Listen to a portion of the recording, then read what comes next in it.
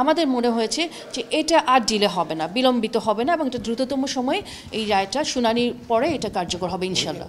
এসছি আসলে আমার ছেলের মেজর সিনহা ওর যে রায়টা হয়েছে ওটা দ্রুত কার্যকরিতার জন্য আমি এই অ্যাটর্নি জেনারেল সাহেবের সঙ্গে আমরা দেখা করেছি। বাকিটা আমার মেয়ে বলবে, হ্যাঁ মেয়ে বলবে বাকিগুলো। আপনারা তো জানেন যে 2022 সালের 31শে জানুয়ারি এই কেসটার চাঞ্চল্যকর এই হত্যাকাণ্ড, এই কেসটার ভার্ডিক্ট হয়েছিল। তো তখন থেকেও যদি হিসাব করি, আমি কিন্তু 5ই আগস্ট 2020-এ হচ্ছে মামলাটা দায়ের করেছিলাম কক্সবাজার নিম্ন আদালতে। তারপরে ভার্ডিক্টটা হয়েছে 2022-এর 31শে জানুয়ারি।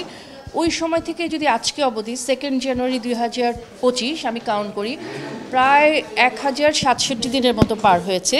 কিন্তু উচ্চ আদালতে আসলে আপনারা হয়তো জানেন উচ্চ আদালতে খুব একটা মুভ করেনি মামলাটা। হ্যাঁ, তো মূলত আমরা এসেছি যে রায়টা তো অলরেডি হয়ে গিয়েছে নিম্ন আদালত থেকে, উচ্চ আদালতে যেন দ্রুত রায়টা মানে কার্যকর করার জন্য ব্যবস্থা নেওয়া হয়, সেই জন্য এসেছি। শুনানি হয় যে প্রসিজিওরগুলো আছে, আইনি প্রক্রিয়াগুলো শেষ করে যেন দ্রুত মানে এক্সিকিউশন হয়, মূলত সেই জন্যই আমরা এসেছি।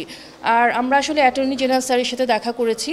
তো স্যার আমরা খুবই আনন্দিত যে স্যার আমাদেরকে আসলে সর্বাত্মক সহযোগিতা করার জন্য আশ্বস্ত করেছেন, এবং উনি কিছু আসলে ডেথ রেফারেন্স কিছু নাম্বার চেয়েছেন আমাদের কাছে, অ্যাপিল নাম্বার, এগুলো যদি আমরা প্রোভাইড করি, স্যার বলেছেন যে যত দ্রুত সময়ের মধ্যে সম্ভব এটা ওনারা চেষ্টা করবেন যে এটাকে যাতে কার্যকর করা যায়, এবং একটা দৃষ্টান্তমূলক মানে ব্যবস্থা যেন দেশের মানুষজন দেখতে পারে, যেটা মানুষ প্রত্যাশা করে আছে, এবং উনি আসলে ওনার অফিসকে ওই জন্য অ্যাসাইন করেছেন।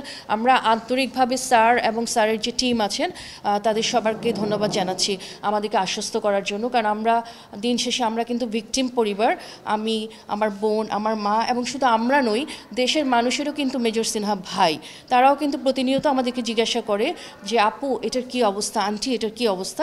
তো আসলে কোনো অবস্থা যেহেতু নেই, আমরা কিছু বলতে পারিনি, এখন হয়তো আমরা বলতে পারবো যে ইনশাল্লাহ এটা শীঘ্রই কিছু একটা হবে, আমরা আশা করি, এবং আপনারা দেখতে পাবেন। আপনারা কোনো সময় বেঁধে দিয়েছেন কিনা, অথবা স্যার কিছু বলেছে কিনা? আসলে যেহেতু আমরা লয়ার নই, এখানে আমরা তো আর আইনজীবী নই, সো আইনের তো কিছু নীতিগিটি রয়েছে, সেই বিষয়গুলো তো আমরা যেহেতু ভালো করে জানি না, আমরা আসলে কোনো সময় বেঁধে দিইনি।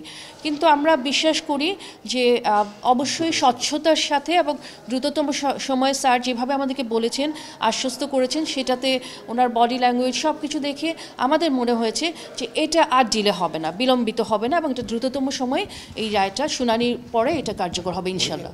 বিলম্বিত হলো কোনো যখন কি মনে হচ্ছে আপনারা এটা নিয়ে সন্দিহান যে আসলে কি হচ্ছে, বা কোনো কারণে হতাশাগ্রস্ত কিনা একটু জানতে চাই। না, আসলে আমরা কোন দেশে বসবাস করি, প্রথমে যদি প্রশ্ন করি, আমরা বাংলাদেশে বসবাস করি, এবং এটা একটা বাংলাদেশের মানে নিত্য নৈমিত্তিক দৃশ্য কিন্তু। হ্যাঁ, এটা এমন না যে এই ব্যাপারটা আমার ক্ষেত্রেই ঘটেছে বা আর কারো ক্ষেত্রে ঘটেনি। যারা ভিকটিম, যে কোনো ক্ষেত্রে যারা ভিকটিম, তাদের ক্ষেত্রে এরকম বিলম্বিত হয়, আমাদের ওভারঅল কালচারের কারণে হোক বা যে কোনো কারণেই হোক।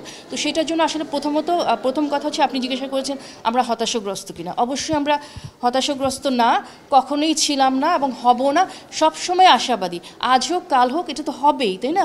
শুধু সময়ের জন্য আমরা অপেক্ষা করছি।